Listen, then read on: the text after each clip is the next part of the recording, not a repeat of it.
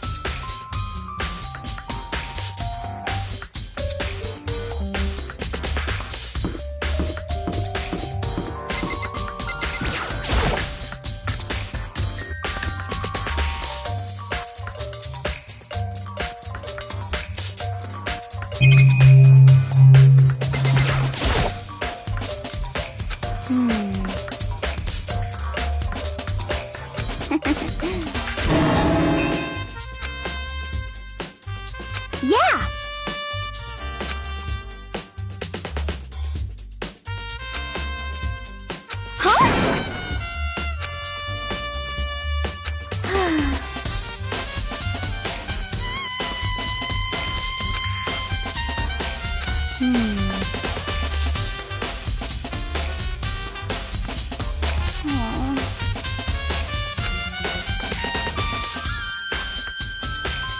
Well...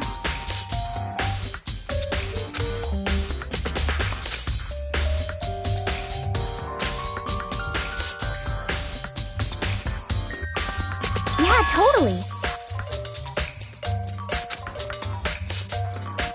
Ah!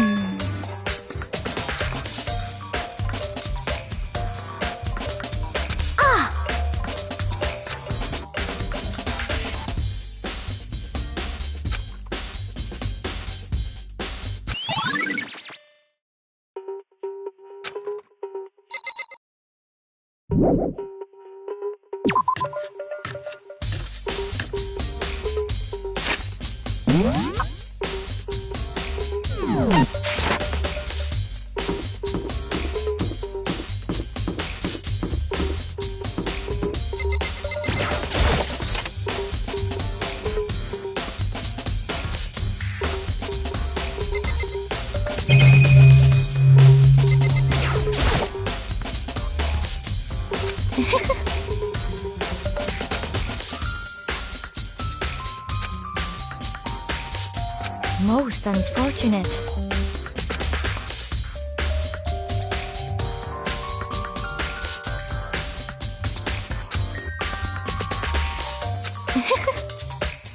Actually, indeed. What are you doing out this late? Oh, I was just... Are you planning to go exercise, perhaps? What? How did you know? Because I can see a blue track jacket sticking out of that duffel bag you're carrying. Oh, you're right.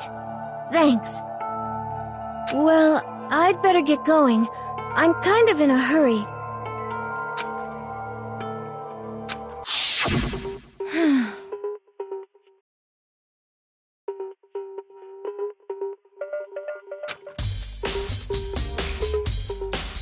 Yes, indeed.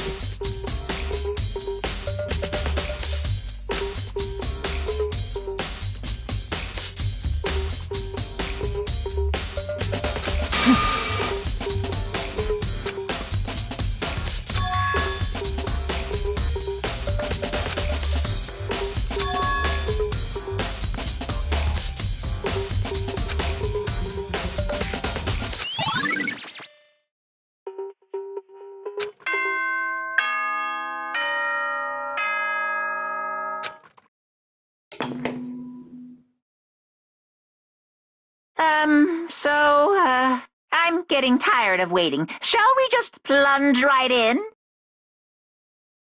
It's the moment you've all been waiting for! The class trial! You remember where to meet, right? Please go through the red door on the first floor of the school. See you soon!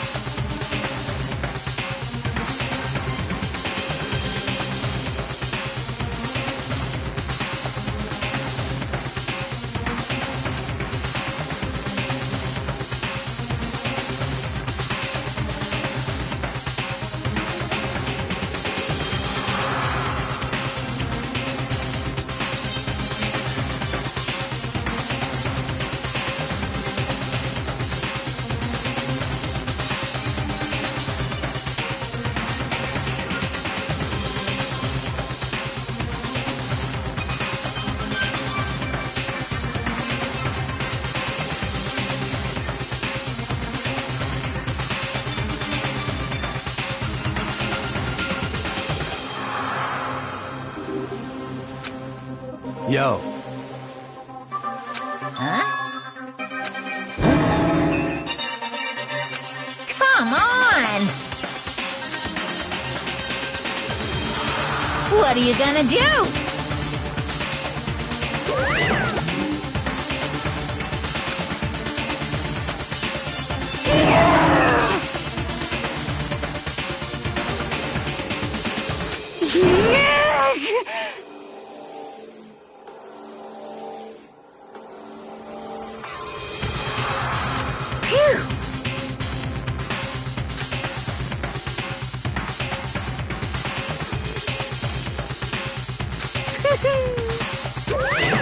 Let's go.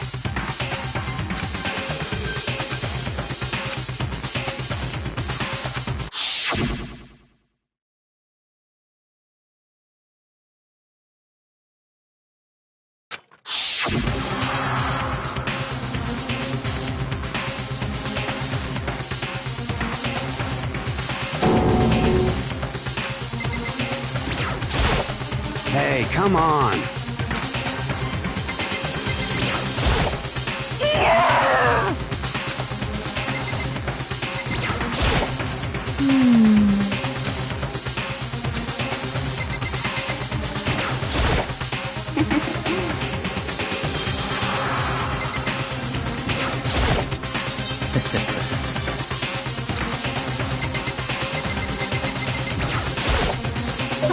very sad.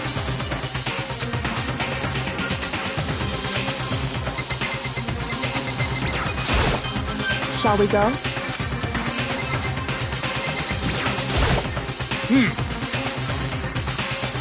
Count on it! Well then.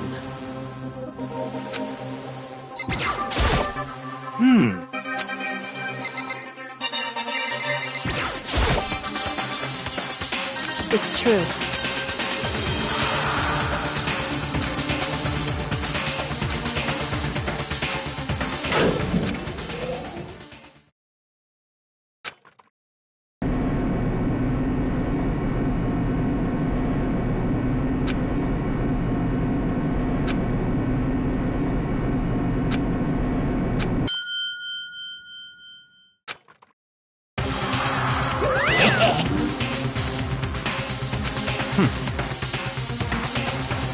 Very nice. Well, thrills, chills, kill!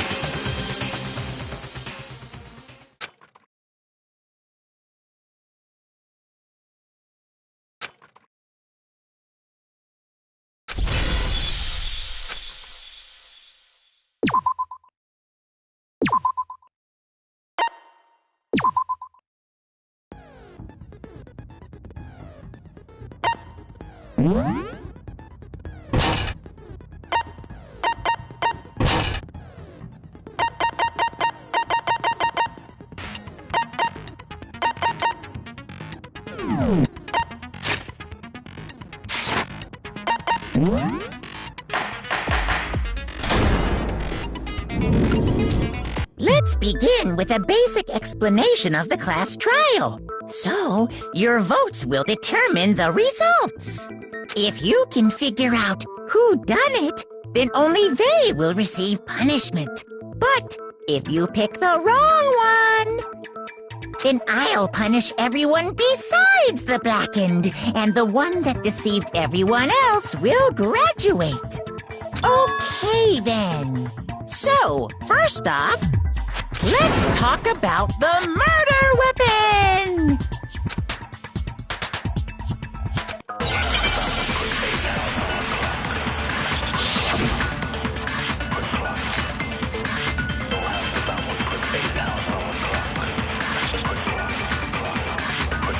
Chihiro's fatal injury. It appears it was a head wound. According to the Monokuma file, the killer used a blunt instrument. But what kind of blunt instrument could it have been? I bet it was an iron pipe. Interesting. That certainly would make for a powerful weapon. Poor Chihiro.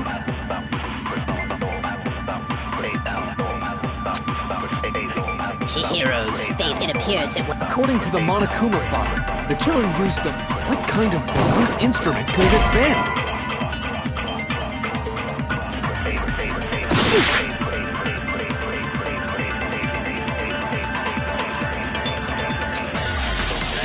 Chihiro's fatal injury. It appears it was a head wound. According to the Monokuma file, what kind of blunt instrument... I bet it was an iron pipe. Interesting. That certainly would... Poor Chihiro. Chihiro's, it appears it was... According to the Monokuma file, the killer... What kind of blunt instrument... I bet it was an iron pipe. No, that's wrong!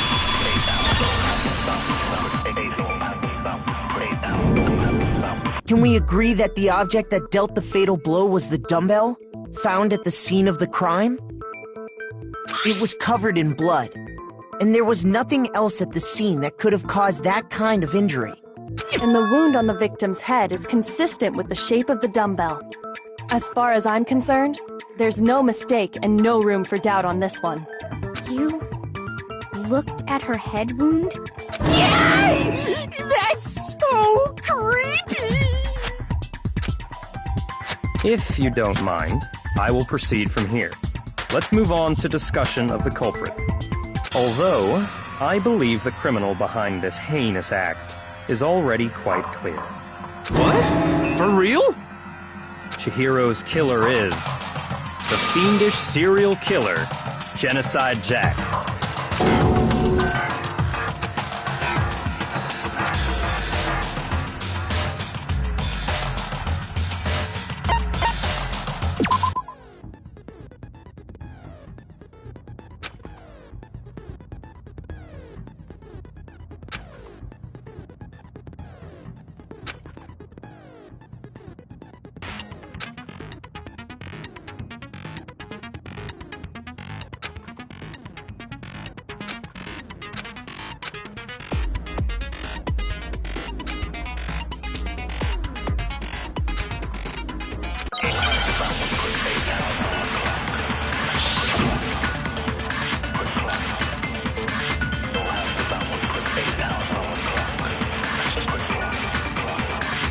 The culprit is Genocide Jack. I'm sure of it. Case closed, as far as I'm concerned. But that's impossible! Why? What makes it impossible? Well, I mean, come on! There's just no proof for it. No, that's wrong!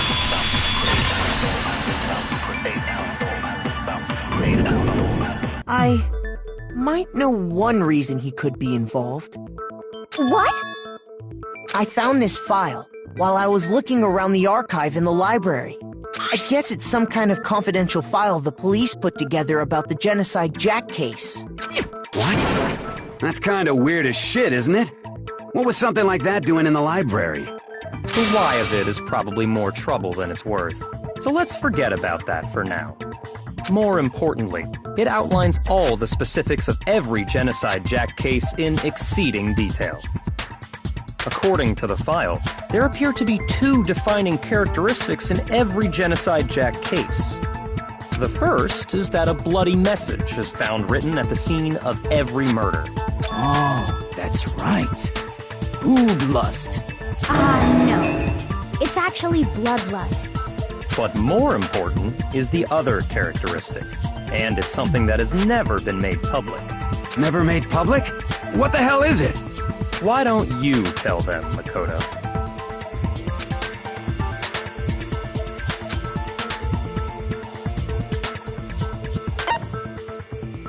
I got it! Apparently, in every Genocide Jack case, the killer suspends the body in a certain way.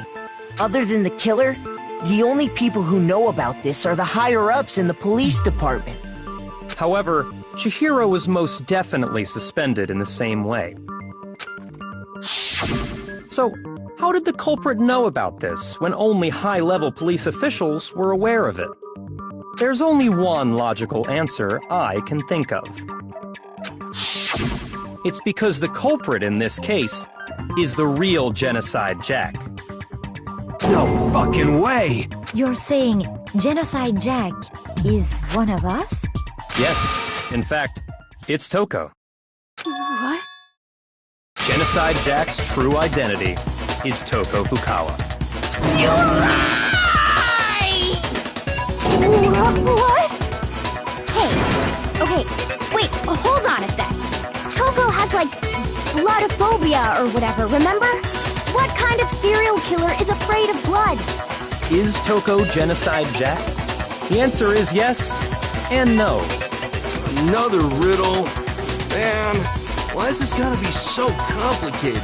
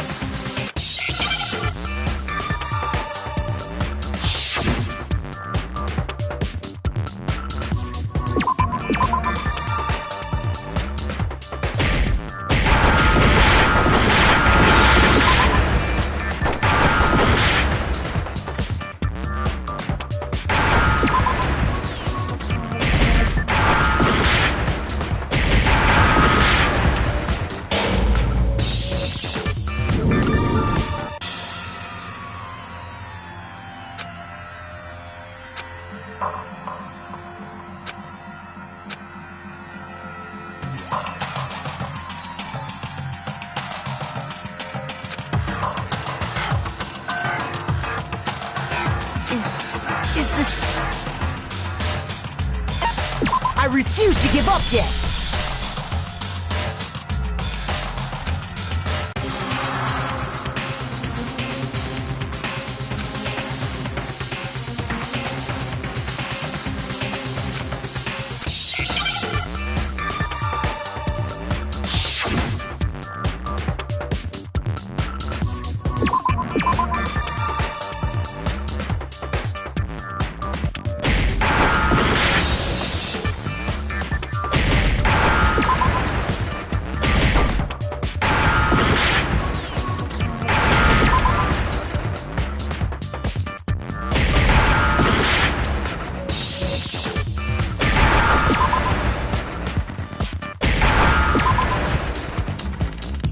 Now I understand!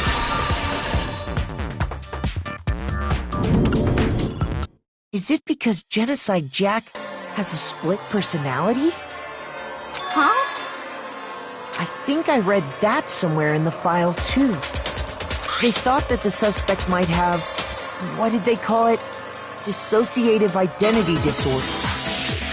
Oh, okay. But still, to go and say that about Miss Fukawa is... perfectly acceptable. Toko's strange behavior after seeing the body is proof enough that she has a split personality.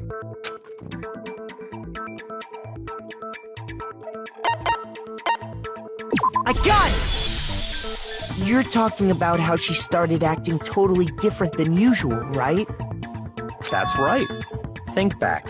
She fainted when she saw Chihiro's corpse, and then, when she woke up...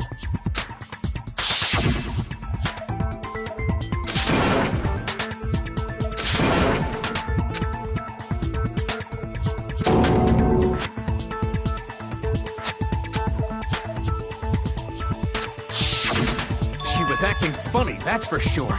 That melancholy tone of hers completely disappeared. Don't go assigning adjectives to my tone without permission.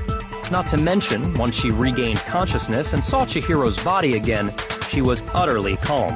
In other words, within her is one personality that can't handle blood, and one that obviously can. So when Toko trapped herself in her room, it's because she was scared of Genocide Jack?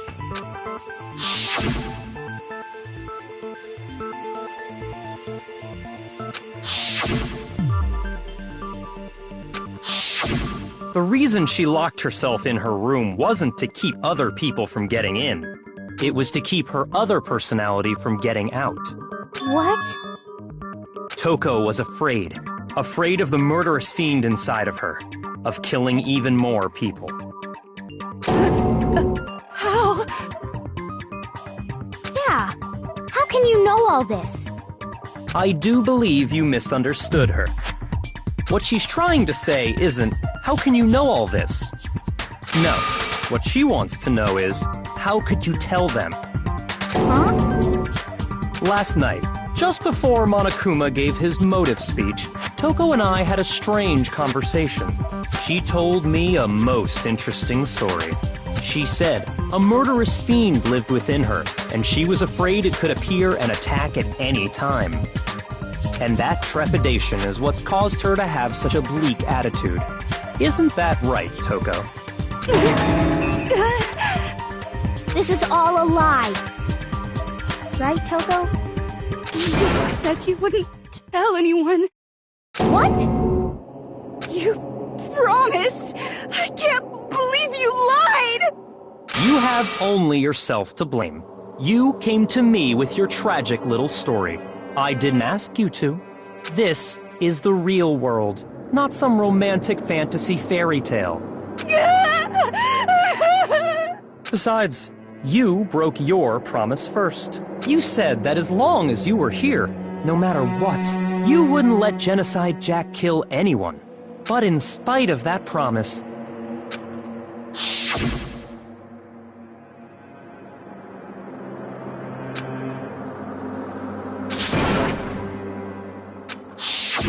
You said if I kept my promise, you would go out with me. That's the only reason I promised. How many times do I have to tell you? I never said that.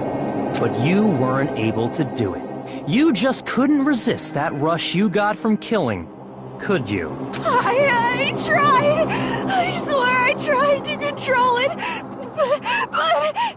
But your efforts were useless. What a disappointment. I hate you. Well, the opening act is nearly finished. All that's left is to hear from the person in question directly. The person?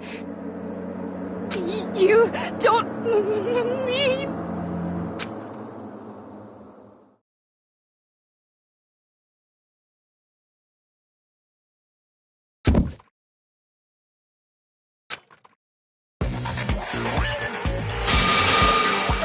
Hello there! Is it me you were hoping to see? What the heck? So you figured it out, huh? Well, whatever. What are you gonna do?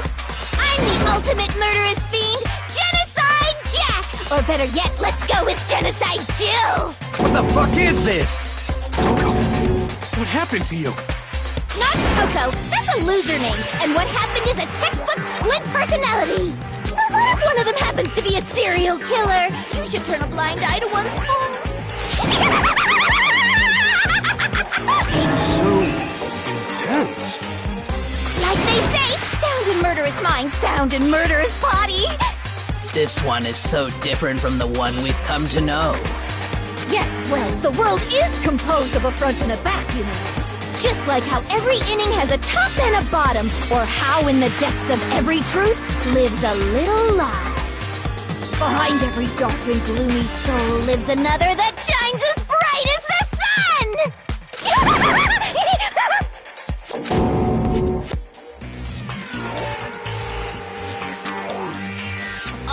Miss Jack, Jill, can I ask you a question? What's up? Some of us think you might be the mastermind behind our entire situation. What are your thoughts on that? Well, I'll tell you, I am the mastermind of all masterminds! Just kidding! Then it's not true? Of course it's not true! How dare you try to link me to that creepazoid! And another thing, the police and government and society in the outside world are totally powerless! I mean, they just let this idiotic, bloodthirsty maniac go buck wild all over town! Sure, I'm a bloodthirsty maniac, but life is pain, right? To live is to hurt other people. It's a necessary evil if you want to survive. The act of living itself causes pain for everyone. Just kidding again! This should be enough to convince you. This murderous fiend is responsible for Chihiro's death. There's clearly a motive, so there should be no doubt. A motive? Remember what Monokuma told us? If someone didn't murder and graduate within 24 hours, an embarrassing memory or secret would be revealed. Well, let's assume that Toko's secret was about Genocide Jack. If a secret like that came to light, Toko's life would have undoubtedly been forever ruined. So she had a very clear motive to never have that side of herself exposed. Interesting. Very, very, very interesting. But sorry, as much as I hate to admit it, I'm not the culprit. But I cannot imagine anyone other than you could murder someone in such a bizarre fashion. Maybe so, but nevertheless, it's the truth. Do you really expect any of us to believe you? Yeah. I could never believe a word you say, you monster!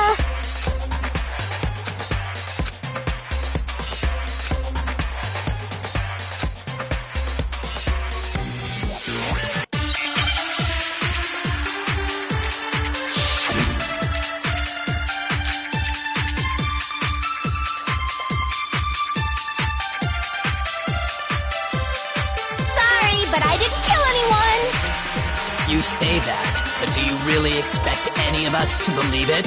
Perhaps if you had an alibi, that would change things. Oh, an alibi, huh? Now we're talking! When you compare your past murders to this incident, the modus operandi matches completely. What more proof do we need? Give it up. You killed her.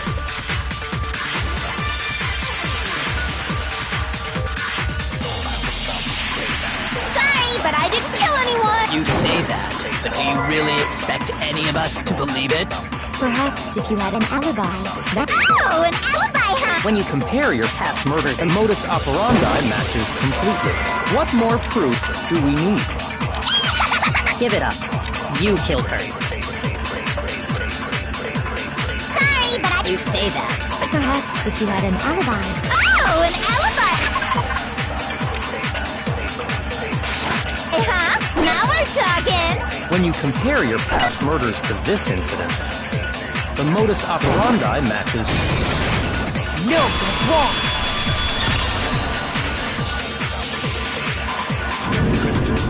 Are the methods of murder really exactly the same?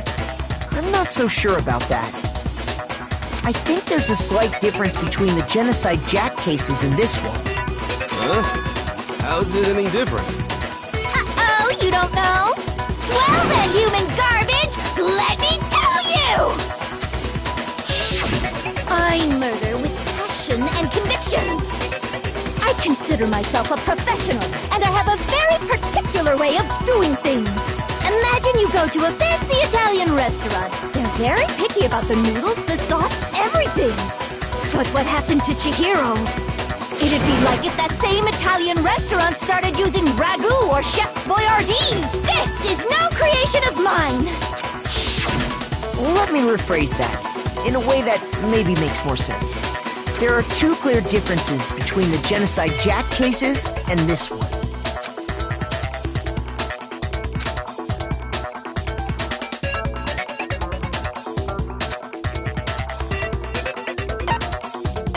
I got it! For one, the cause of death is different. In the Genocide Jack murders, all the victims were killed the same way. According to the case file, they were all apparently killed with a pair of scissors.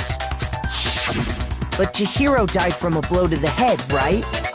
Ah, yes. That is remarkably different from the other murders. Wouldn't it be strange for someone who kills the same way without fail to suddenly change their method? And there's more. One more conflicting detail. That's right! In my recipe of murder, if the bloody message is the tortellini, then the arrangement of the body would be the pesto sauce! Could you please stop comparing killing people to cooking? So, are you saying the other difference has to do with how the body was arranged?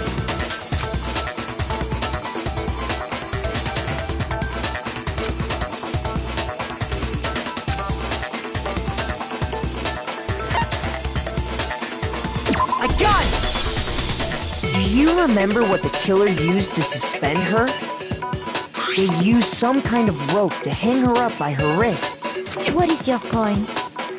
Well, in all the previous Genocide Jack cases, something else was used to suspend them. Specifically, pairs of razor-sharp scissors. And guess what? I use my own specially designed scissors for the murders and the arrangement! Like I said, I'm a professional, so naturally I'm very picky about the tools I use. And you know what else? Big Mac said there's two differences, but he's wrong. Big Mac? Are you referring to me? Listen up, Big Mac! There's actually one more difference! Huh? My word, you really didn't notice? Take a look at who the victims were in each Genocide Jack case. There's a pattern there, just waiting to be discovered. A pattern? Figure that out, and it'll be plain as death why I couldn't have possibly killed that little lolly girl.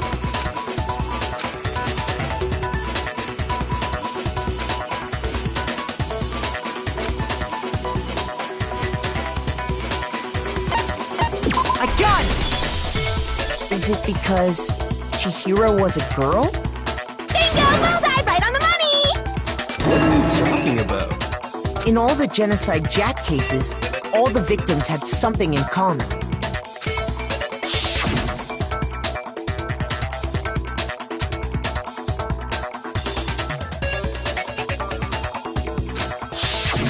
They were all guys? That's right! The people I kill with such passion and conviction are all adorable little men! I can't believe I said it! I'm so embarrassed! The hell is wrong with you? I can't help it! I'm just a full-throttle boy-on-boy fangirl, and the mopey side of me just hates it. But now I'm on the fast track to becoming a full-fledged fan madam! So, since Chihiro was a girl and not an adorable little man, you wouldn't kill her? Would an Italian chef suddenly start making ramen just because they're both noodles? Don't be stupid. I have too much passion and conviction to cross that line. That's the absolute reality of the one and only. We get it. You've clearly explained your hobby and your philosophy. But that's not all there is to it. It's a different matter entirely, when you're forced to kill in order to survive. Quiet, lowly cur! Lowly cur? I would never kill for a reason as petty as mere survival. And if by some fluke I did kill to survive, why would I bother with the message and arrangement? It'd make me the obvious suspect! That does make some amount of sense. Plus, whatever reason I have for killing, I would never leave out my prized scissors. Who would go out of their way to use a big, stupid, heavy dumbbell? Maybe you used the dumbbell because you couldn't find any scissors in the school? Any scissors? I don't just use any scissors. I only use my own set of high-class, envy of the entire world scissors! Okay, whatever. There still aren't any in the school. Are you sure about that?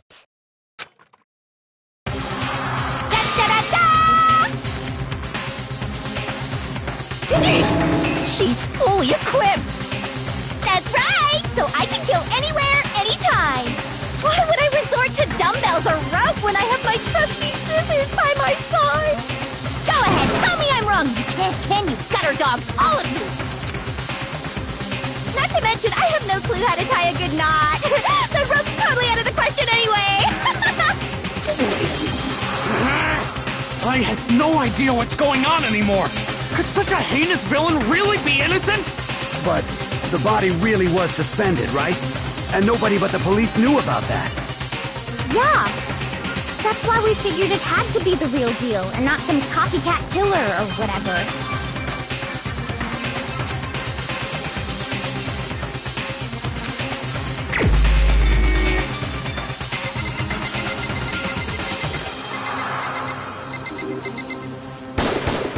Here's my answer. Byakuya, it's possible you could have found out, isn't it? You'd have no problem gaining access to classified government documents or internal police records. Plus, you'd already looked through the Genocide Jack file before this all happened, hadn't you? Are you saying Mr. Togami did it? Then, the he pushed the theory of Genocide Jack being the killer so hard was because he wanted to pin the crime on her. So, he rearranged the scene to disguise it and make it look like I put my stamp on it! The adorable glasses man was behind it all! Oh, I'm on fire! Well, Byakuya, what's your response? I see. So now the suspicion falls on me. Then I must ask, when would you say I began acting suspicious? Surely you must have an answer. Looking back and thinking about it now, the way you were acting right before we discovered the body was a little strange.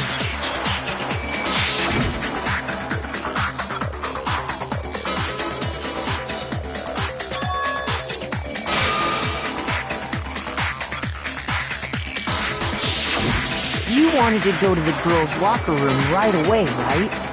But since you're a guy... I should have naturally thought of the boys' locker room first. Is that what you want to say? The victim was Chihiro, a girl. Hence why I said we should check the girls' locker room. Nothing strange about that, I'd say. On the contrary, there's something very strange. Okay then, what's so strange about it? Go ahead, share with the rest of the class.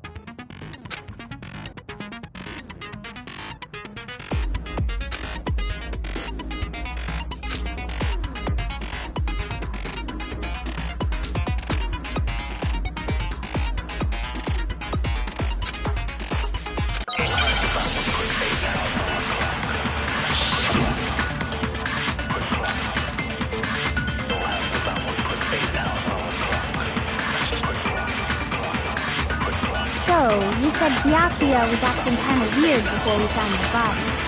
But he was acting weird... how? If you're presented with the opportunity to check out the girls' locker room, You absolutely take it! That's a natural reaction for any guy! The victim was Chihiro, who was a girl. So of course I would suggest we check the girls' locker room first. There was no time for pointless distractions. What's so strange about that? I wish you'd taken me with you.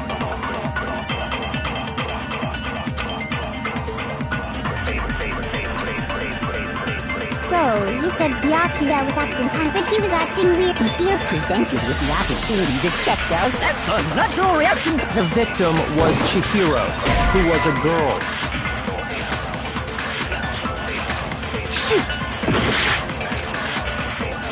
So, you said Byakuya was acting kind of weird before we found the body.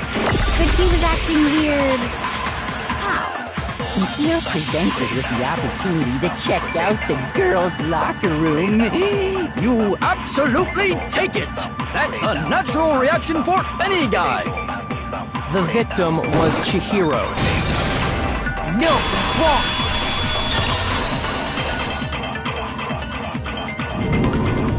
I'll tell you what's so strange about that.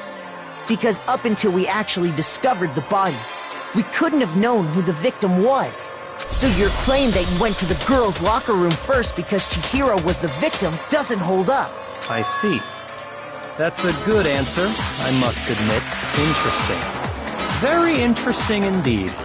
But your reasoning is still too weak. Huh? What's wrong? Is that it? Surely you've got more than that. Go ahead, show us.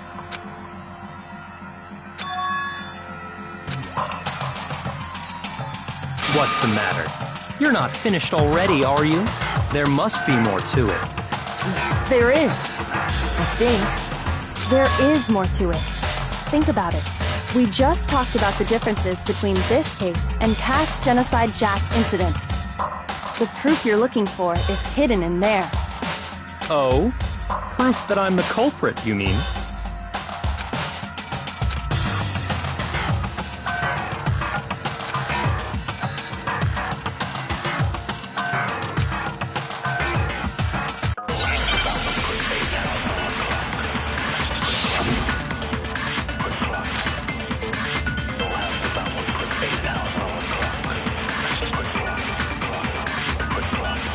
Difference between the cases? You want me to explain it again? When I want to kill, I use my very own special scissors. And I use those same scissors to arrange the body. But Chihiro was suspended with... It was some kind of rope, was it not? That's right! It absolutely was!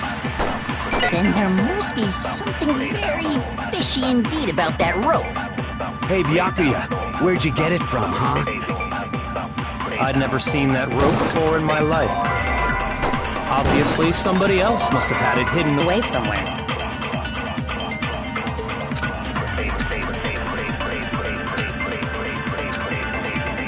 What? The difference? You want me to explain? When I want to kill, and I use those same... But Chihiro, it was some kind of... That's right! It absolutely... Then there must be something very fishy indeed about that rope. Hey, Byakuya, where'd you get it from, huh? I'd never seen that rope before in my life. Obviously, Somebody else must have had it hidden away somewhere. What? The difference? You want me to explain? When I want to kill, and I use those same... But Chihiro, it was some kind of... That's right! Then there must be something... Hey, Byakuya, where'd you get it from, huh? I'd never seen that rope before in my life. No, that's wrong!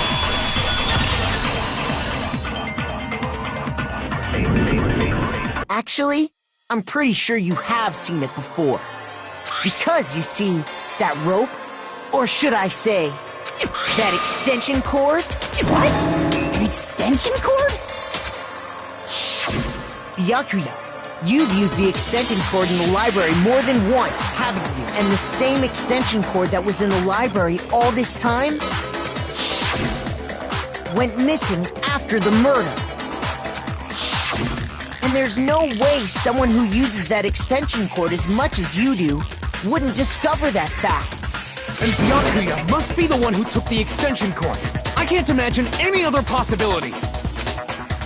That's really what you think? Then your conclusion is something like this? I killed Chihiro in the girls' locker room, then hung her up and wrote that bloody message. I intentionally made it look like Genocide Jack was behind it. Is that about right?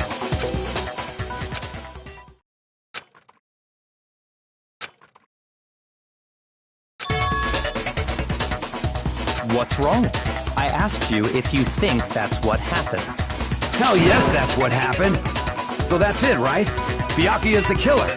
I don't disagree with not disagreeing. He kept calling this a game, right? So he'd be totally willing to do something like this to win.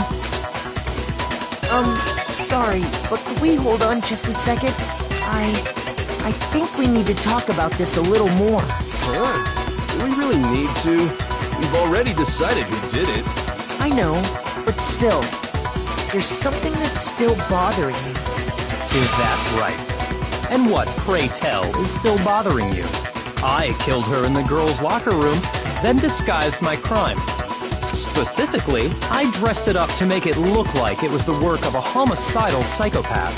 What about all that bothers you?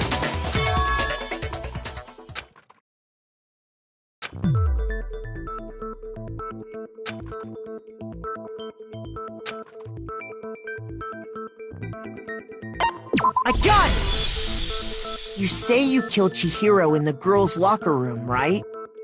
But are you sure about that?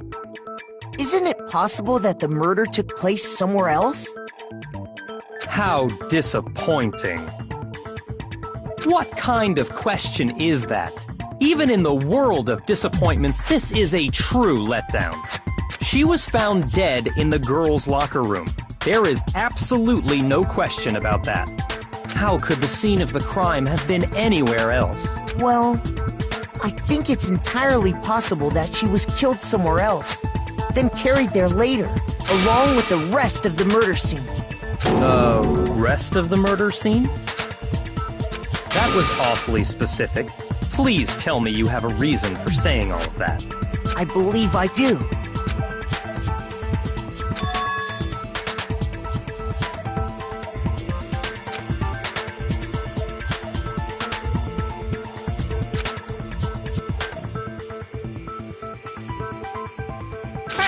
Don't just move on without permission! What do you mean she was killed somewhere else? Come on, Makoto. If there's any chance the murder took place somewhere else, let's see the proof.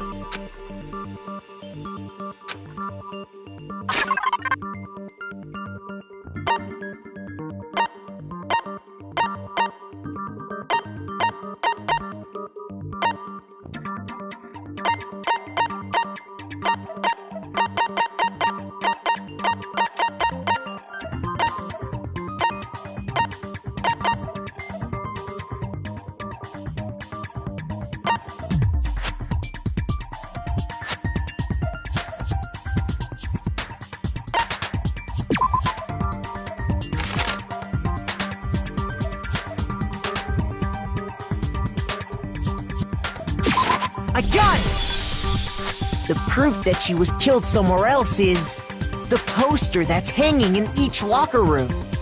Your proof is some posters? The poster in the girls' locker room was a picture of a big-boobed supermodel. But don't you think that's kind of strange? Why would the girls' locker room have a poster like that? I bet those massive jugs of hers were totally fake! Meanwhile, the boys' locker room had a poster of the super popular boy band Tornado. Again, that doesn't really seem to belong in a boys' locker room. So you're saying that maybe the posters were switched? And there's one other thing I noticed about the locker rooms. You know what I'm talking about, right, Sakura? You're referring to my protein coffee, aren't you? Protein coffee? While I was in the girls' locker room earlier, I spilled some protein coffee on the carpet. But I noticed that after the murder, the stain had been totally scrubbed away.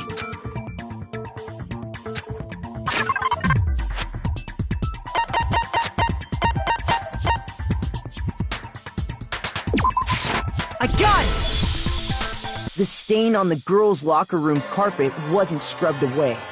In fact, I found it on the boys' locker room carpet. That's definitely the stain from my protein coffee. Then, does that mean that the carpets were switched too? But why would anyone do that? To move the murder scene from one locker room to the other. It's certainly plausible, don't you think?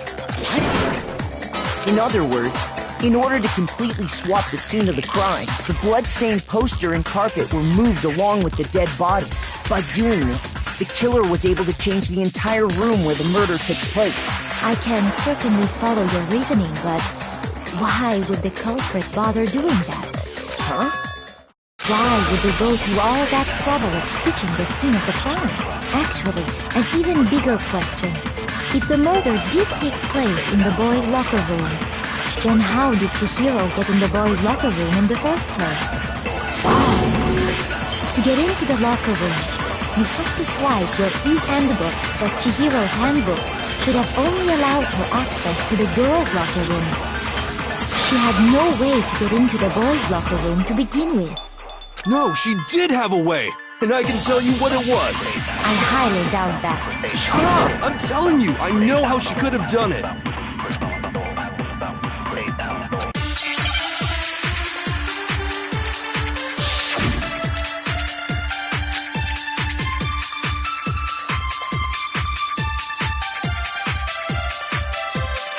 Is it really possible? Could Chihiro really have gotten into the boys' locker room somehow? Ah! I got it! She must have hacked her e-handbook! Shoot! Is it really? Could Chihiro really? She must have hacked her. She was the ultimate programmer after all. I'm sure that would have been no. No, I don't think that's it. She used the thing that was in the main hall. Huh? What thing? I'm talking about Leon's handbook, of course. No, it's wrong!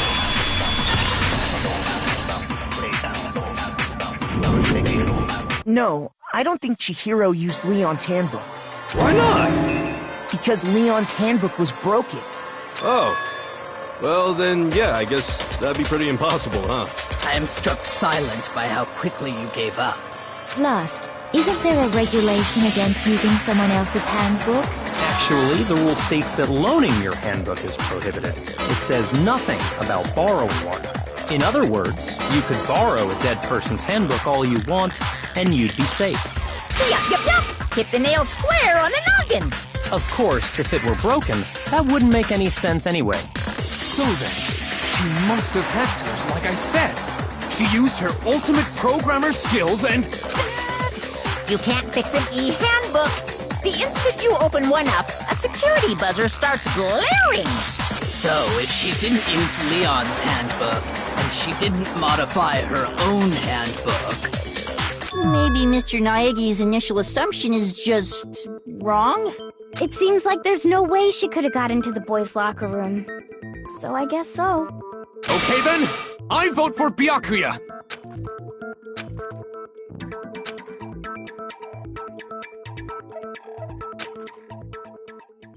Hold on a second. I agree with you, though. I think you're on the right track. What the? You finally decide to open your mouth and that's what you've got to say? There's no way she could get in the boys' locker room, right? So... Why are you so sure she couldn't get in? There's still one other way she could have gained access. What? What are you talking about? What other way is there? Well, to explain that, why don't we take a little break from the trial? I'd like you all to come see something. Wait. Just what do you think you're doing? Don't worry. This'll make the whole trial more exciting. I'm sure that thought must please you. Huh? It'll make things more exciting? Well, all right then. I declare an official class trial recess. Huh? For real? Now then, what is it you want to show us? It better not be boring or I'll be very unhappy. Oh, I have no doubt it'll meet your lofty expectations. So, shall we go?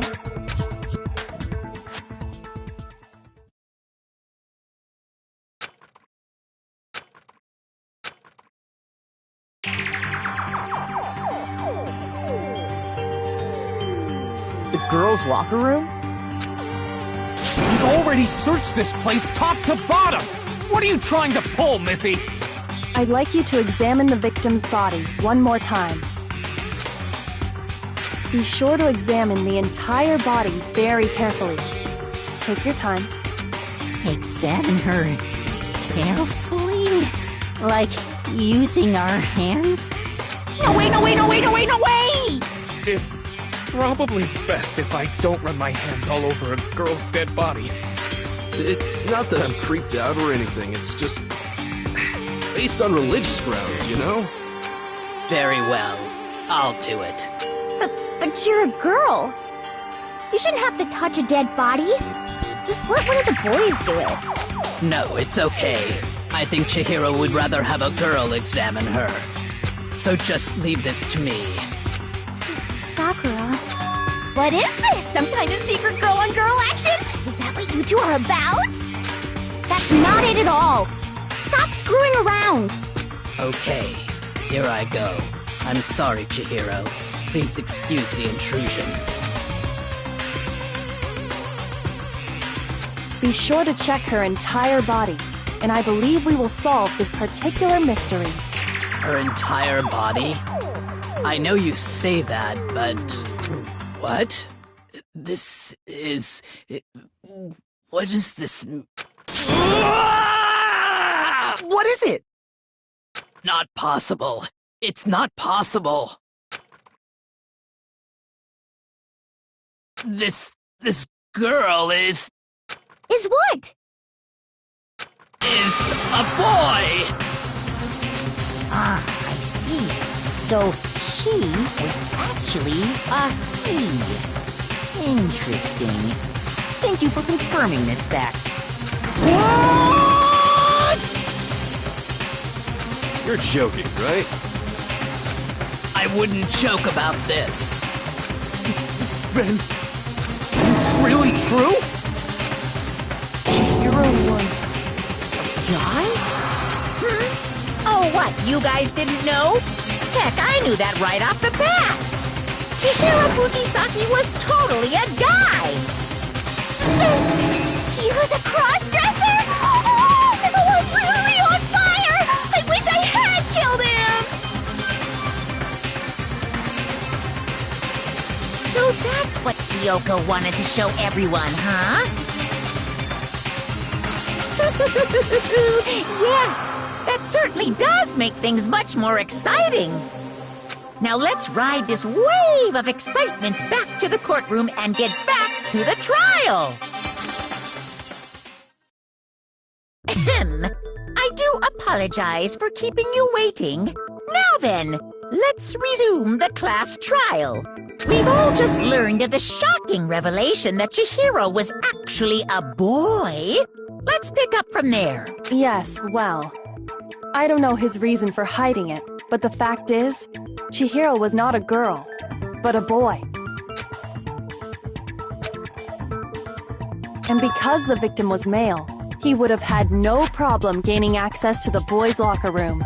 Assuming his handbook did, in fact, list his gender as male, then yes, that would be true. Of course his handbook said he was a boy. He dressed like a girl, but he was a boy through and through. So then, there should be no issue with Makoto's initial assertion. The victim was killed in the boys' locker room, and was then later moved to the girls' locker room.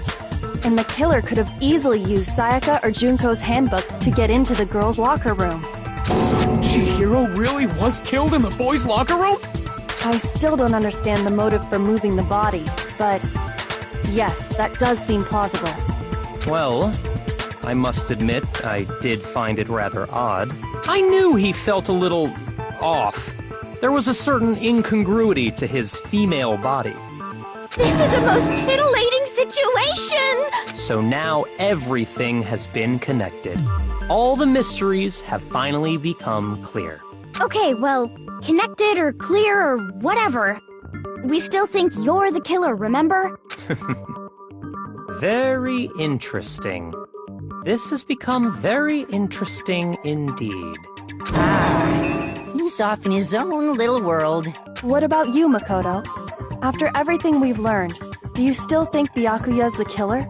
Well, without a doubt, Byakuya is the one that made Chihiro's death look like Genocide Jack did it. But I think he might not actually be the killer after all. What? But aren't you the one who accused him in the first place? He just seems to be too easygoing about all this.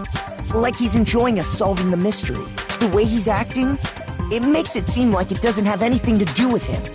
And you think that might be because it doesn't have anything to do with him? Plus, the evidence he left behind was a little too... how can I put it? Overt. He consciously chose to use the extension cord, knowing it could connect him to the murder. At least, that's how I see it. And Byakuya, when you found out the murder took place in the boys' locker room, it seemed to rattle you. And then again, when you found out Chihiro was actually a guy, if you really were the killer, that stuff wouldn't have had any effect on you. So that's your thinking, huh? Well, it bothers me that you don't have more concrete reasons, but it's fine. I guess I'll mark it as correct for the time being. Mark it as correct? He's right. I am not the culprit. I just happened to come across the corpse in the girls' locker room and decided to alter it. Are you fucking with us right now? No, I am not effing with you right now. I'm telling you the truth. Well, I find it very hard to believe. Go ahead. Find it very hard to believe. You're free to be executed along with the rest of us. If you're really telling the truth, then why? Why do you do that to his body? My reasons hardly matter right now. Uncovering the culprit is much more important, wouldn't you say? Now then, if it wasn't me, who was it? Well, I don't think I can say for sure without talking about it a little more. You're seriously gonna keep going? We're all good, aren't we? I thought it was clear Byakuya did it. No, I'm with Makoto. If there's any doubt whatsoever, we need to explore every possibility. Because if we're wrong, we all die here. That's true. Very well then. I'm with you too. Damn straight. Count me in. Do you not have a mind of your own? Of course I do.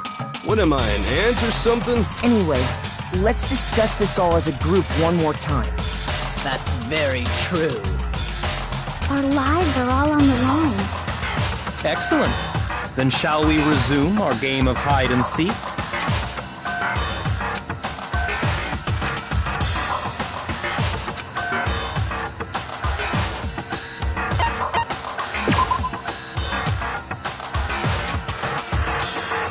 Shoot!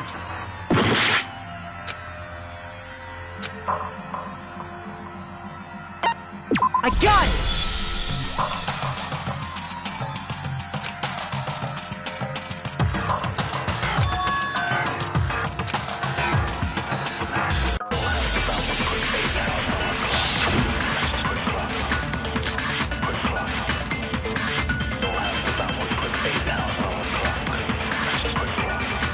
Isn't there a single clue that might lead us to who did it?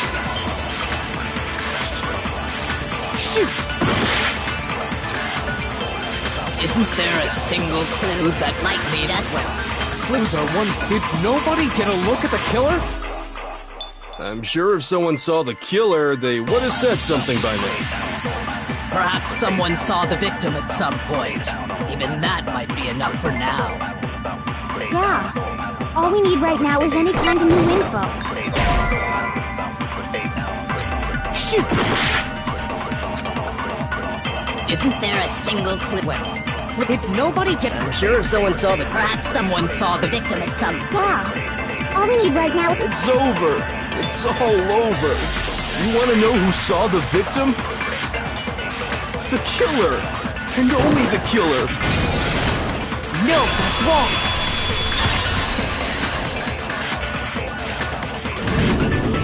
I believe someone else did see the victim before he was murdered. What do you think, Celeste? Now that you mention it, yes, I did see him. Really? Oh, But I suppose only Makoto knows about this. The rest of you had no idea, did you? That is why you're all making such ugly noises. Whatever! Just hurry up and tell us! It was last night, right before nighttime. I saw Chihiro in the dormitory warehouse. I saw him stuffing a track jacket into a duffel bag, and then, I assume, he headed off to exercise. A track jacket and a duffel bag? But we didn't find anything like that at the murder scene. It seems likely that the culprit destroyed them to get rid of any evidence. And that is when he said something that struck me as rather odd.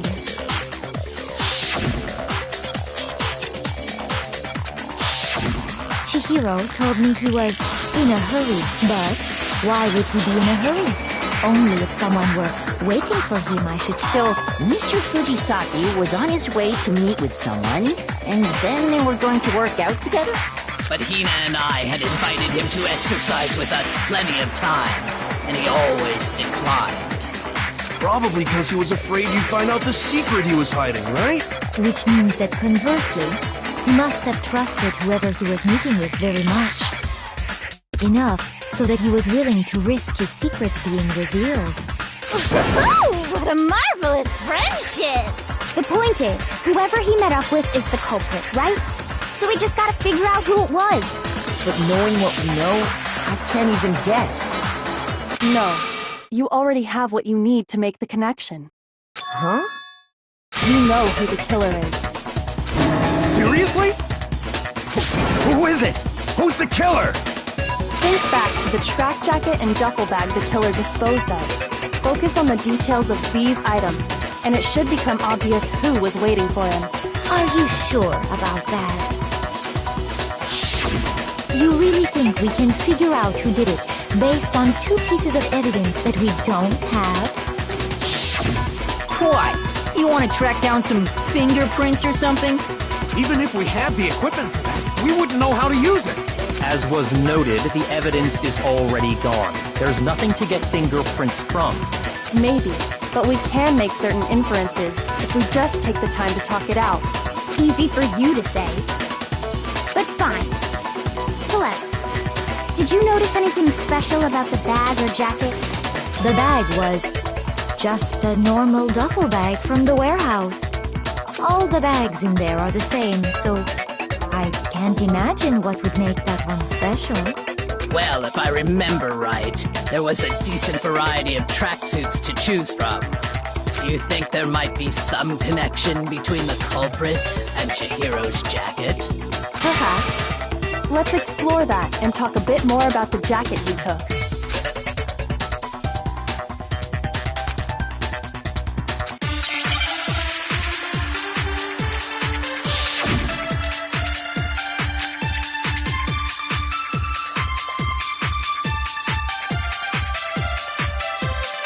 First of all, we know where Chihiro was heading. He was on his way to go exercise. So next we have to ask, why did he choose the specific tracksuit that he did? What do you mean, the specific tracksuit? I got it! He picked that tracksuit because it matched the one the culprit was wearing. So, what you're saying is, the killer was wearing the same blue tracksuit as him? My tracksuit is black. I don't even have a tracksuit. Cause exercising sucks. I have a white tracksuit personally. I got it from the warehouse, if you must know. Did any of that really help us get any closer to figuring out who the culprit is? No way. Not a chance. You heard him, right? What he just said without even realizing it?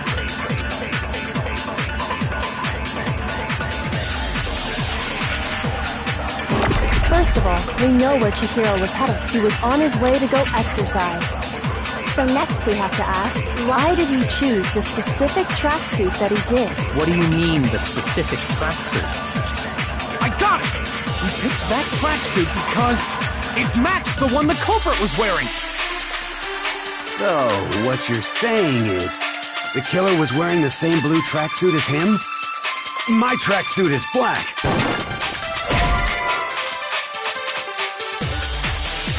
Shoot! First of all, Blinky was on his way, so next bit, why did we choose? What do you mean? I got it! It matched the one... So, what? The killer was wearing the same blue My tracksuit is black. I don't even have a tracksuit. Cause exercising sucks. I have a white tracksuit, personally. Shoot! First of all, we know where Chihiro, he was on his way to go up, so next we have to ask, why did he choose the specific... What do you mean, the specific tracksuit? I got it! He picked that tracksuit because it matched the one the culprit was wearing. So, what you're saying is, the killer was wearing the same blue tracksuit as him? No, that's wrong.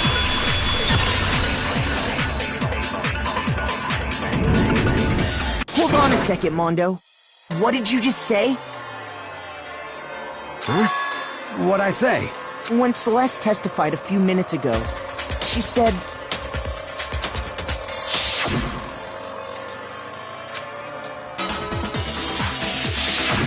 She never said anything about the jacket's color. So why did you say Chihiro's blue tracksuit? What are you... You just... Hey, Celeste. What color was Chihiro's tracksuit? As a matter of fact, it was blue? And before we began the trial, did you tell anyone that? The only one I told about any of this was you. Then, Mondo, how did you know what color Chihiro's tracksuit was? Because I just... I'm sure he saw the clothes at some point in the investigation. No, that can't be it. The bag and clothes were surely disposed of by the time we began our investigation. Then the only reason he could have known what color the tracksuit was is if he saw Cherry with it before he died! That's the only possibility! Cherry? Are you talking about Chihiro? So, how about it? Did you see the tracksuit or didn't you? Just by chance. I just happened to see it last night. He walked past me, and he was carrying the tracksuit in his hands. No, that can't be it either. According to Celeste's testimony...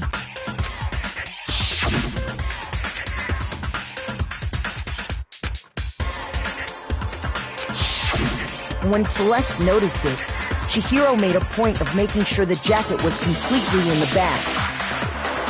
If you just ran into him briefly, you couldn't possibly have seen what color the tracksuit was.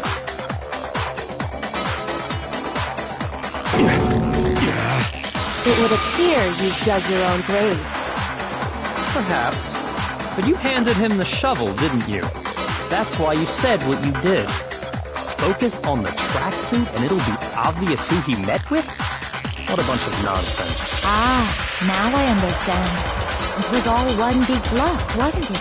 Your true intention was to draw a slip of the tongue from the culprit. That's why you said you knew he did it. To put them on edge. That's right. However, Mondo was my target all along. I had my suspicions about him from the very beginning. But why? What made you so suspicious? That's a good question.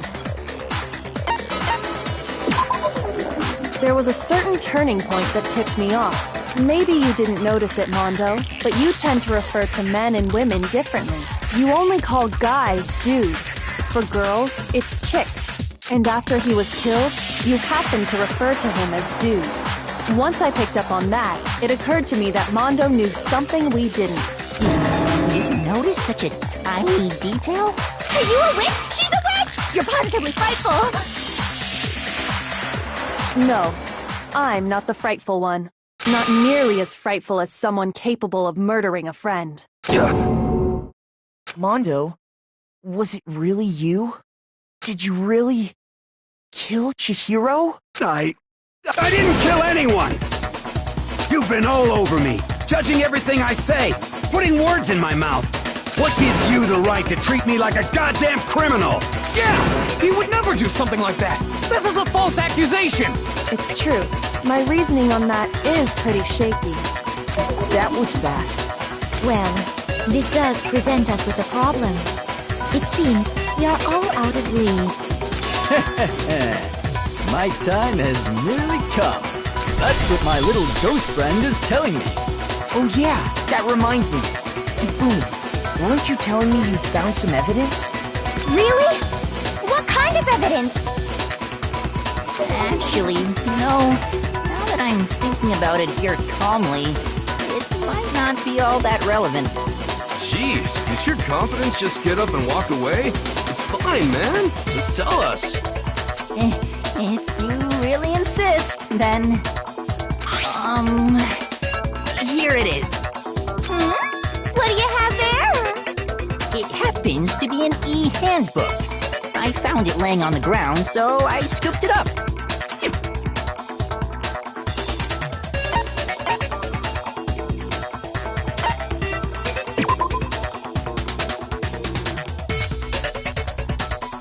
Shoot! I got it! We know Chihiro's handbook was missing from the scene of the crime, right? For a fact. For a fact indeed. I was totally sure I'd found it. Then it must hold some clue about the culprit, right? Well, that's what I was hoping. But it's busted. It won't even turn on. I imagine the culprit broke it to get rid of any evidence after the murder. That's odd. I didn't think the handbooks were quite so fragile. You're right. They're not. They're totally waterproof and shock resistant. It would take an awful lot to break one. And yet, this one does appear to be broken, as is Leon's, sitting useless in the main hall. For all your confidence, that is a remarkably high failure rate. Do you think there might be some kind of mystery in there somewhere? How precisely did the handbooks get broken?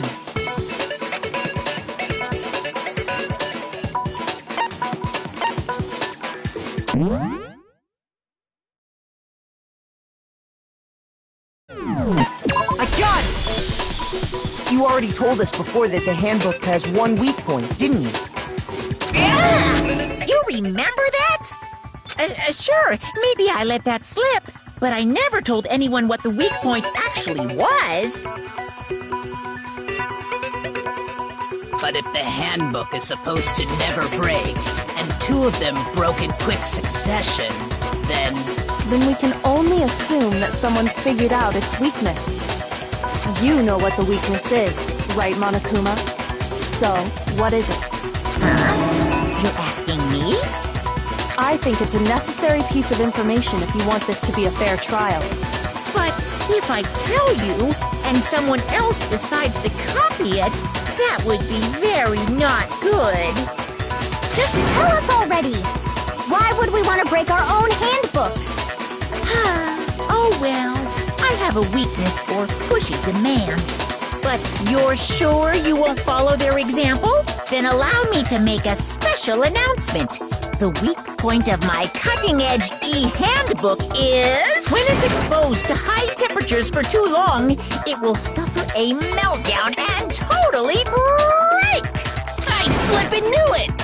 You knew it? Yeah, because I found the handbook laying on the floor of the sauna. The temperature in the sauna can reach over 200 degrees. Strange how you don't get burnt, huh? It's because as your sweat evaporates, it creates a cooling layer of air around your skin. If the hot air of the sauna were somehow pushed directly onto your skin, you'd definitely get fried. That layer of air would get blown away. That's why you may feel a burning when you move around. So when you're in a sauna, make sure to keep nice and still. Interesting. I learned one new fact today. That is a mere trifling speck of knowledge. Anyway, if you found the victim's handbook in the sauna, then the killer must have been purposely trying to raise its temperature in order to break it. meaning the culprit somehow knew its weakness. But how'd they find out? Monokuma said he didn't tell anyone, right? Indeed. Quite the mystery. What if they found out by accident? What do you mean by accident? What if the killer took their own handbook into the sauna, not knowing its weakness, and it broke? They'd realize it was broken, of course, and it wouldn't be hard to figure out why. And once they had Chihiro's handbook, they knew they had an easy way to dispose of it. I won't say it's not possible, but who would have done something like that? I don't know of anyone who took their handbook into the sauna. I might know someone who did. Whoa! Seriously? I think the one who may have taken their handbook...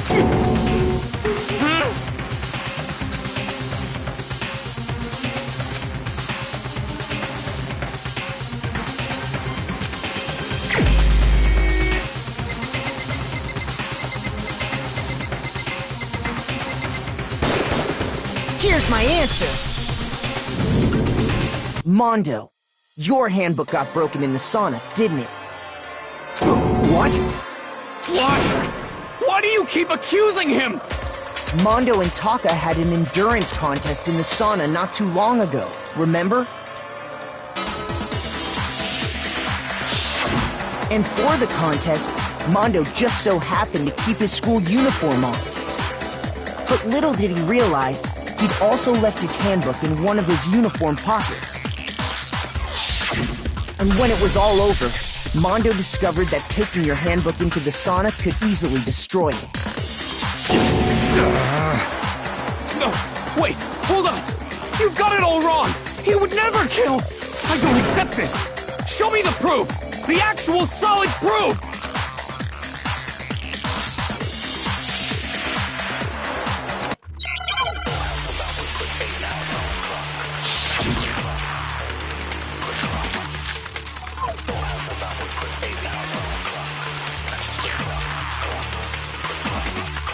Let's test Makoto's assertion. If what he says is correct, then Mondo, you broke your own handbook. In other words, if Mondo's handbook is actually broken, then that proves that what Makoto said is right. Well, my goddamn handbook works just fine! See? Look! Makoto was wrong after all! Mondo wouldn't hurt a fly!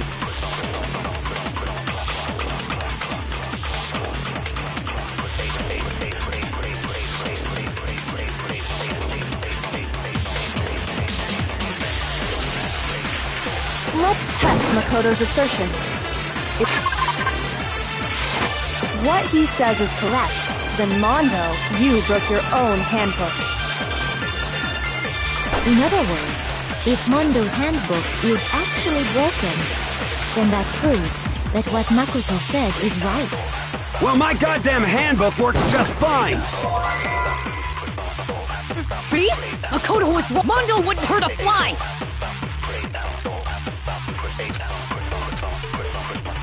Let's test if what he said you broke your own. In other words, if Mondo's handbook, then that proves that what... Well, my goddamn handbook works just fine! See? Makoto was wrong. Mondo wouldn't hurt a fly! Let's test if what he said you broke your own. In other words, if then that proves that what... Well, my goddamn handbook works just fine! See? Makoto was wrong. Mondo wouldn't hurt a fly!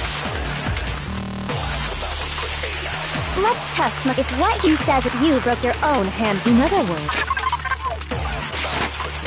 if Mondo's handbook is actually, then that proves that what... Well, my goddamn handbook works just fine! No, that's wrong!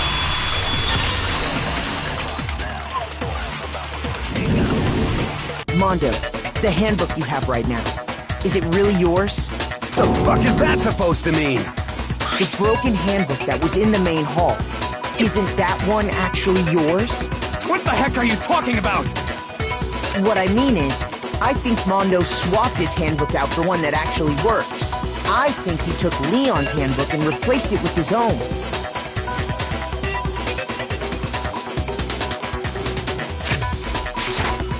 After all, Monokuma said himself that Leon's handbook never should have broken.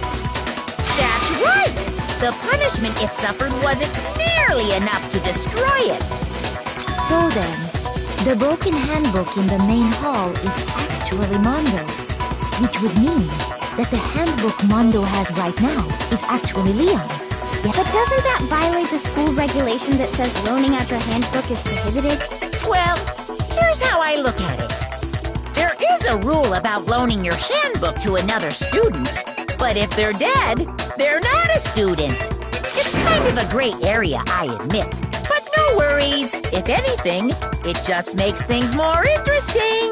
As such, I decree that exchanging handbooks with a corpse is not a violation of the rules. Well, Mondo, if I'm wrong about this, you're welcome to say so. I'm happy to admit I made a mistake, but... Son of a bitch! What's wrong, bro? Come on! Tell him he's wrong! You are wrong! You have to be wrong! Everything you just said is wrong! You made it all up! Okay, then why don't we look back on this case one more time? That way, everything will become clear, and we'll all see if I was right or wrong.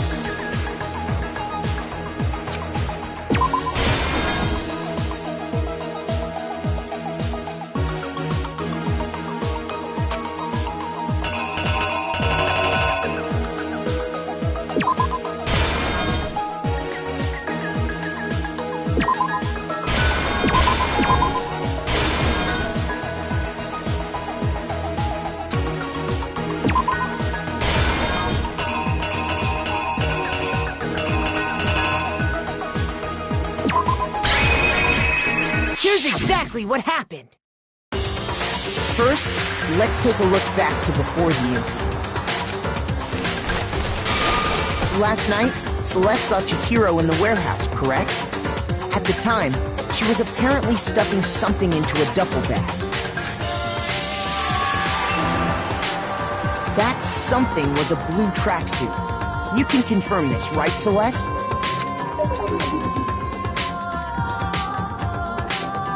With bag in hand, Chihiro headed out, even though it was officially nighttime. she made her way to the locker room, specifically the boys' locker room. But how could the victim, who was apparently a girl, access the boys' locker room?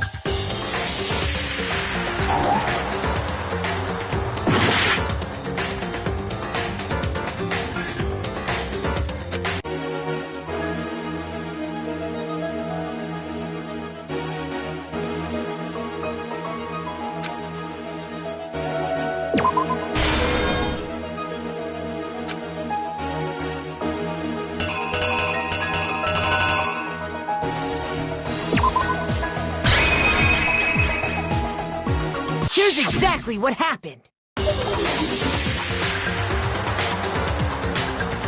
With bag in hand, Chihiro headed out. Even though it was officially night, she made her way to the locker room. But how could the victim, who was apparently... Simple. Because she was really a he. Which is why he was able to use his own e-handbook to gain entrance to the boys' locker room. Once inside, he met with someone there. And the person he met was the one who killed him.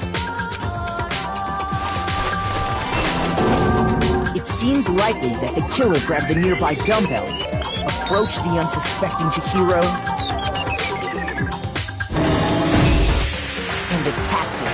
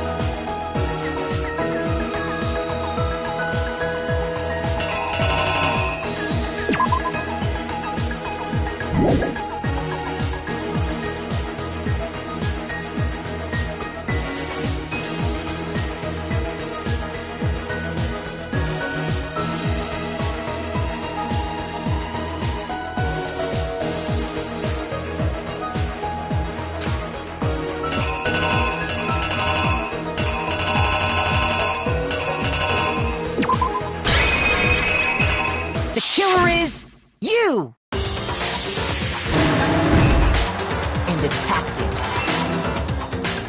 And that's where the bloodstains on the poster and carpeting in the boys' locker room came from.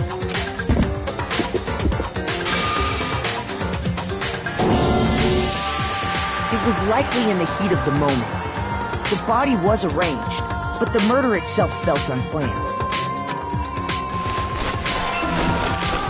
Which is why the killer hurried to try and hide the act. First, pulling up the bloodstained carpet, then removing the bloody poster,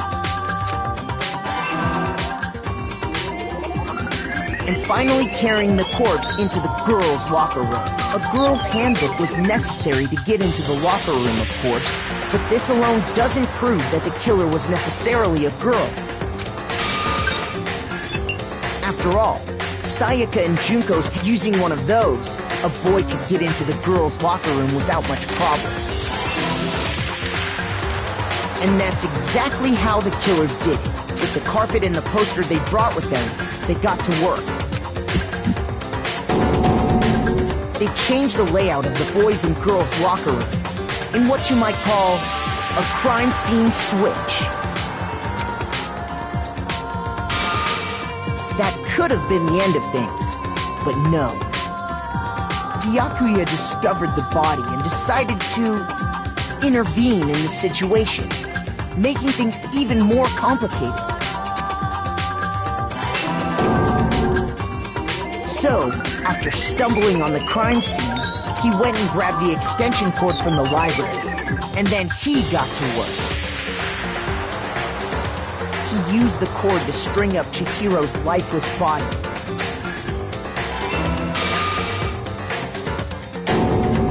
Then, using the victim's own blood, he left a grisly message there at the scene of the crime. He wanted to create the illusion that Genocide Jack was responsible for the slaughter.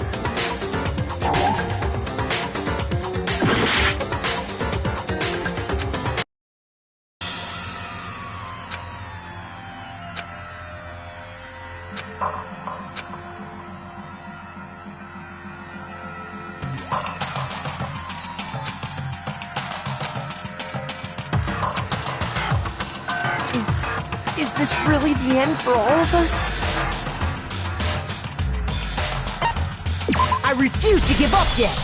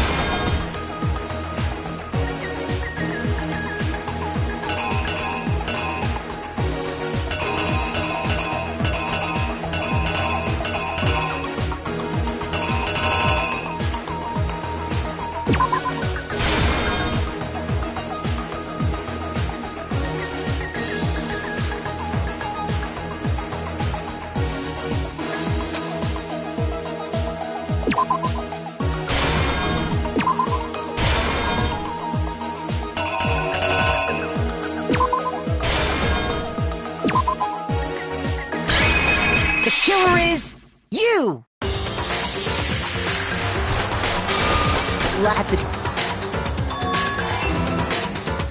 That's something. With the... But how? Simple, which is... Once inside, he met with... It seems...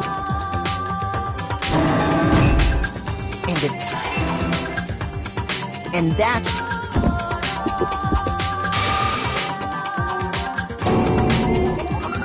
It was likely... Which is why the killer hurt then... And find a girl with this... After using one of...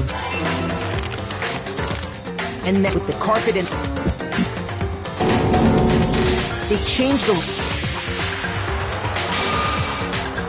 Byakuya. So, after he went and grabbed the extension, he used the...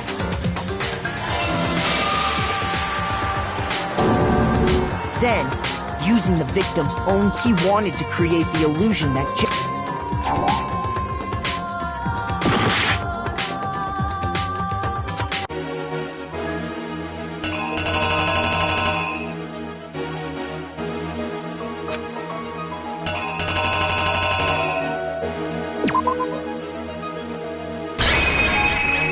the killer is you! And around the same time that Byakuya, the killer, having already despaired, they planned to destroy the last piece of evidence. And just as the killer expected, the steamy sauna was enough to ruin the electronic gadget. Somehow, the killer knew that the handbook couldn't stand up to the heat of the sauna. And the reason they knew that is because the sauna had already wrecked their own handbook. And that's how it all played out.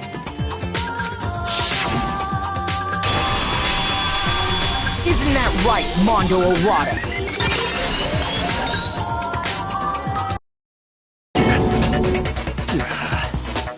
Wait! No, this can't be right. Where's your evidence? Yeah, where's your evidence? You need evidence! You need proof! Without any proof, you can't pin any of this on him!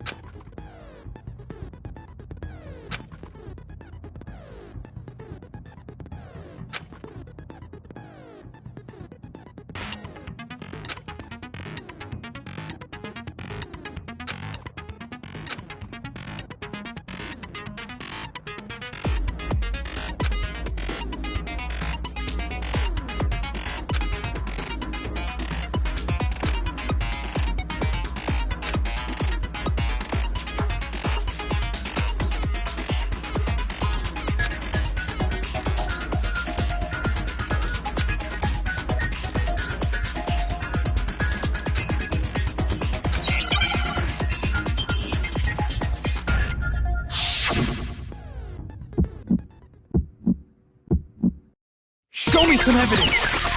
You're wrong! I won't listen!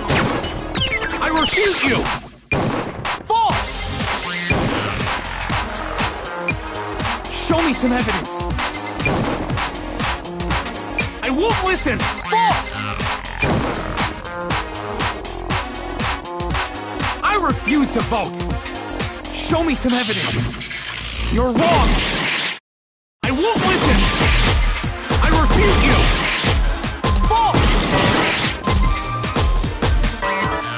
Show me some evidence! I won't listen! False! You're corrupt! I refuse to vote! I refute you! Show me some evidence! This should prove it!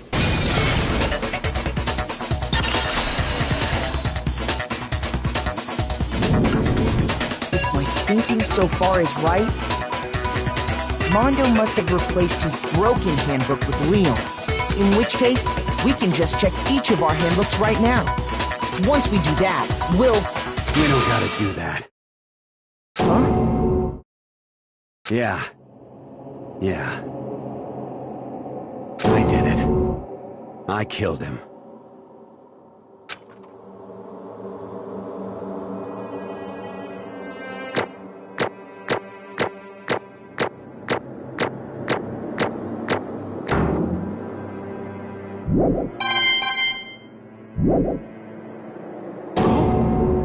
Bro!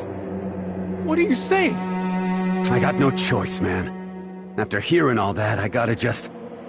give up. Go ahead, Monokuma. Get it over with. Ask for the goddamn verdict. Roger that! Wait! Hold on! No waiting! No holding on! time for the moment we've all been waiting for. Grab your lever and give it a yank!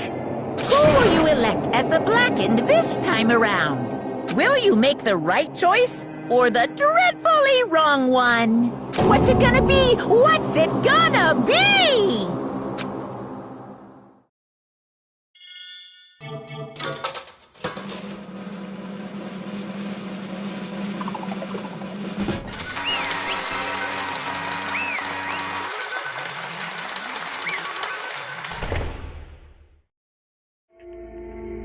What?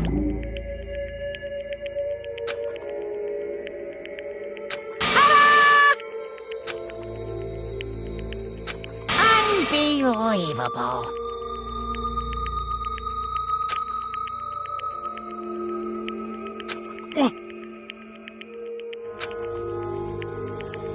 Sorry. What is this?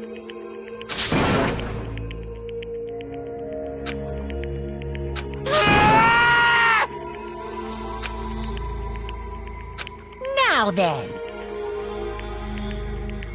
Actually...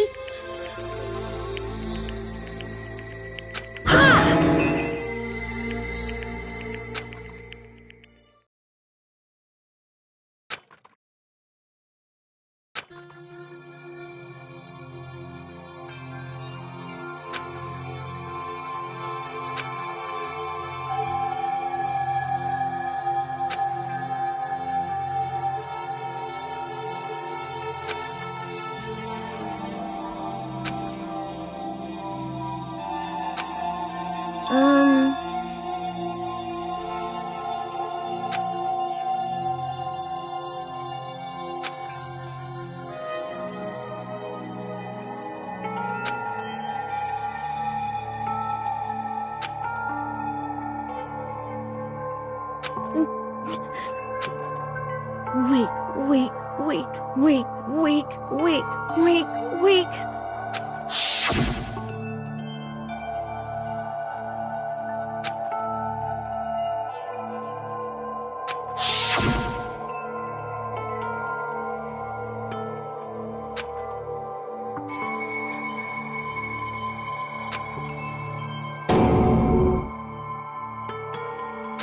Hey,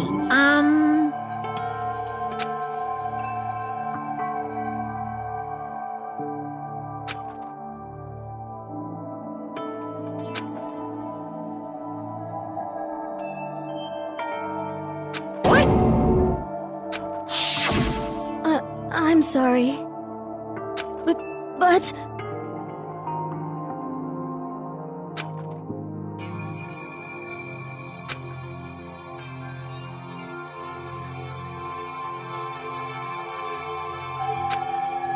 That's right. I want to change.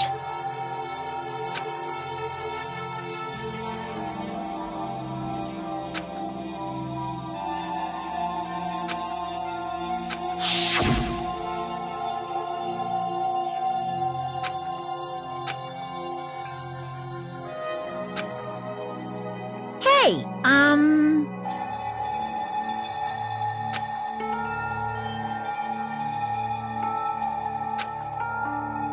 Yeah, that's right.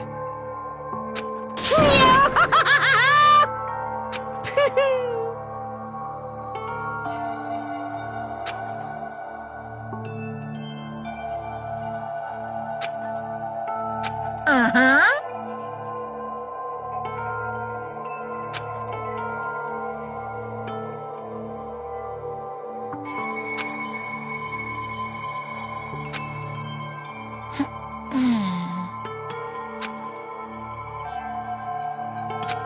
Correct.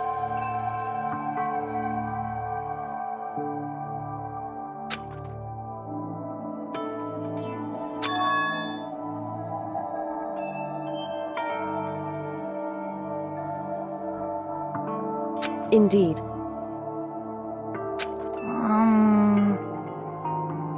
Certainly.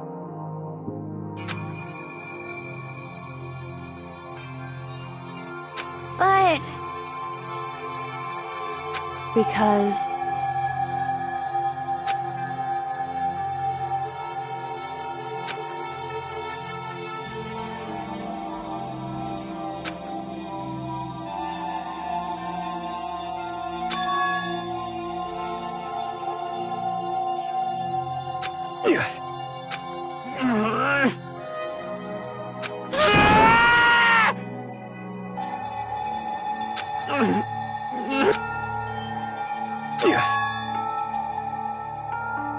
I knew it.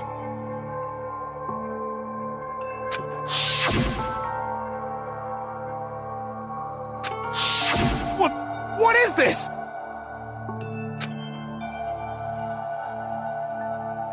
You're wrong! Don't make me repeat myself.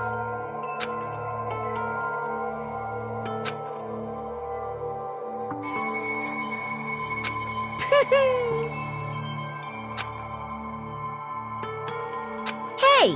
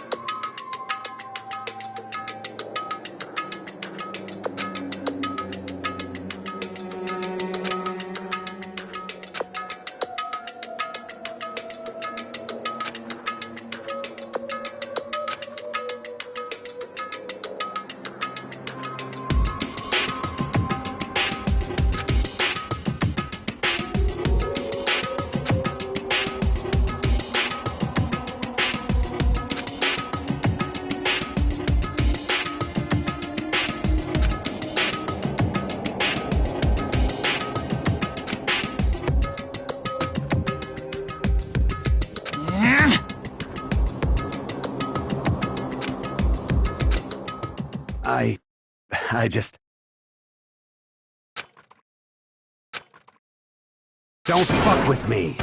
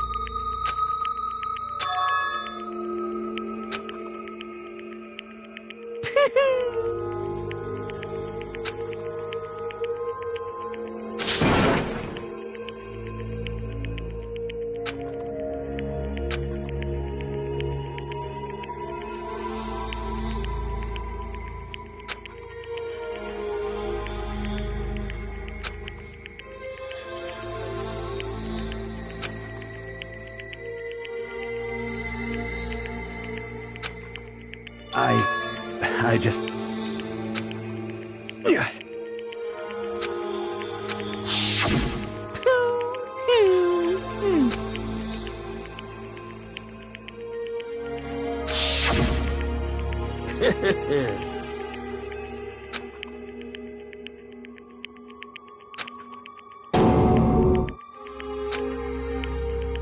Yeah.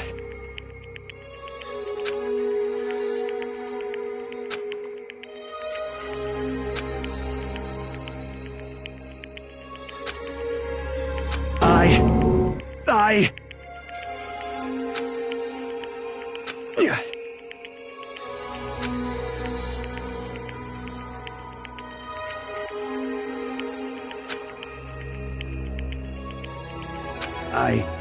I just...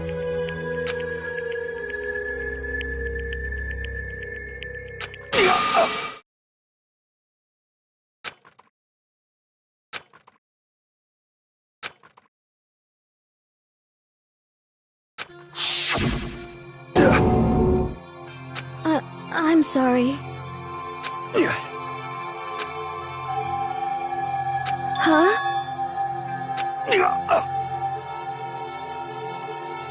But... I want to change.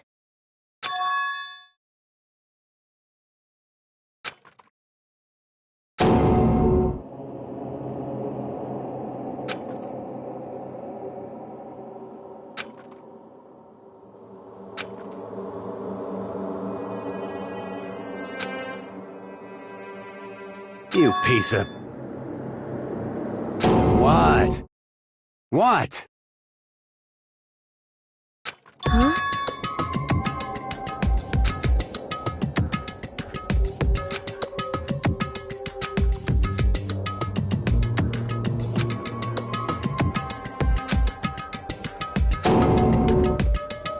What? No!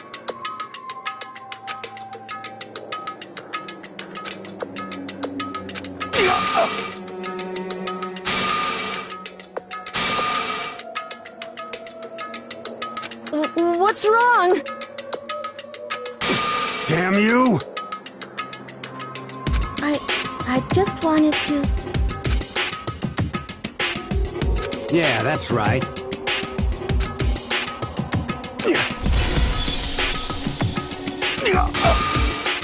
You son of a bitch!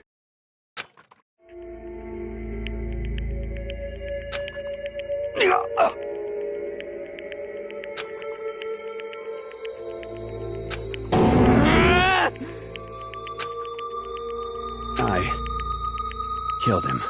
I killed Chihiro. Even after all this time, I'm still just as weak as I've always been. And thanks to that, I did something I can never take back.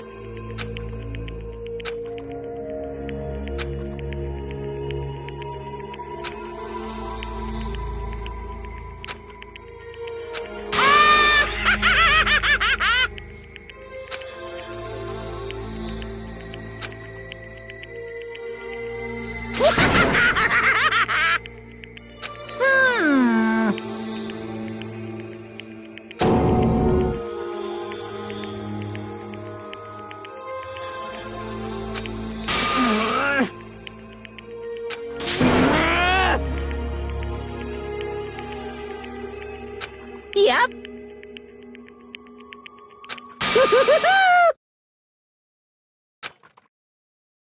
It can't be.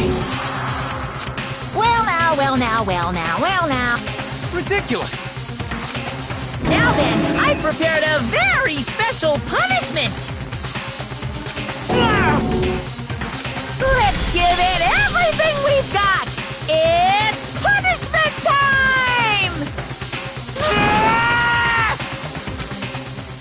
Sorry, man. I couldn't keep the promise we made. From one man to another.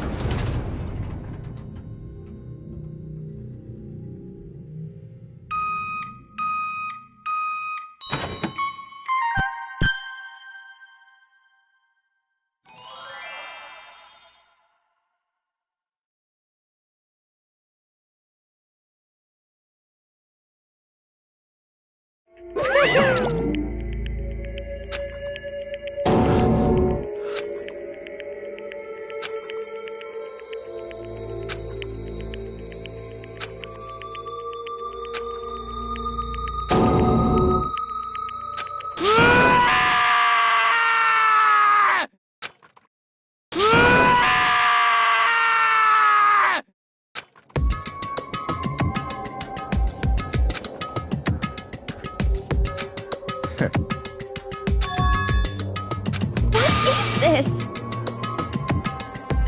Naturally. Hey.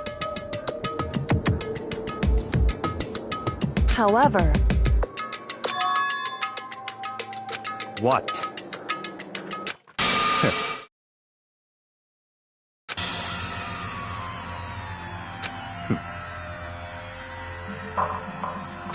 Honestly.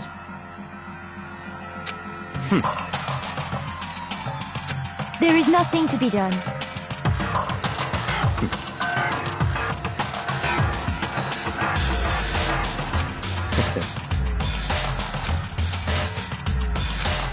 What? Well... That's right.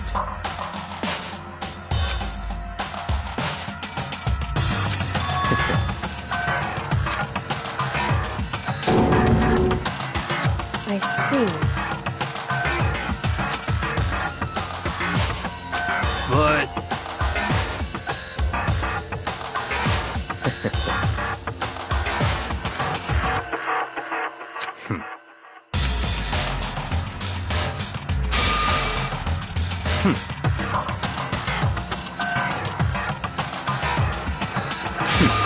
Interesting. Correct. Indeed. Hey, What's this? you...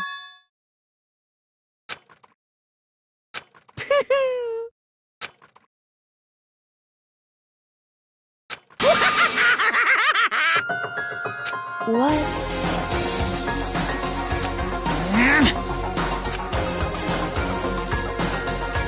Damn.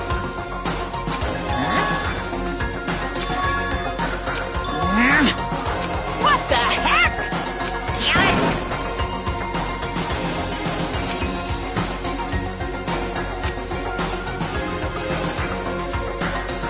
Ooh, how exciting! That's enough.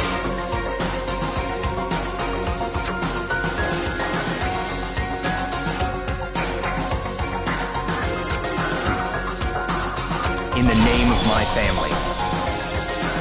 You're getting all riled up!